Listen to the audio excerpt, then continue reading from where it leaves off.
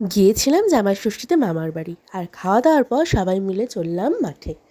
মাঠে এসে এত ভালো লাগছিল, কারণ যেমন হাওয়া, এই গরমে প্রকৃতির হাওয়া মানে তো আরামদায়ক হবেই, সাথে চারিদিক সবুজ। তাই আমরা রাস্তার শেষ প্রান্তে একদম মাঠের মাঝখানে বসে পড়েছিলাম সবাই মিলে। এখানে ভীষণ আনন্দ করছিলাম। আর তার মাঝখানেই আমার এক ভাই, একদম পুচকু, সে, তার এখন পেয়ারা আর না হলে কলাপাতা দিতেই হবে, বেচারা পায়নি বলে একদম রাস্তায় বসে পড়েছে মাঠের মধ্যেই। তো আমরা এখানে সবাই মিলে আনন্দ করছিলাম, অনেকক্ষণ বসেছিলাম। তারপর সন্ধে হতে হতে আমরা বাড়ি ফেরার পথ ধরলাম। এখন আমরা জঙ্গলে যাচ্ছি গাই। দেখতে পাচ্ছি এখানে বাঁশ বাগানের দিকে আমরা এগোচ্ছি। পূজান দিদি মাথার চুল ছাড়া ভূতে ধরবে। নাম চুল বেঁধে নিয়েছি।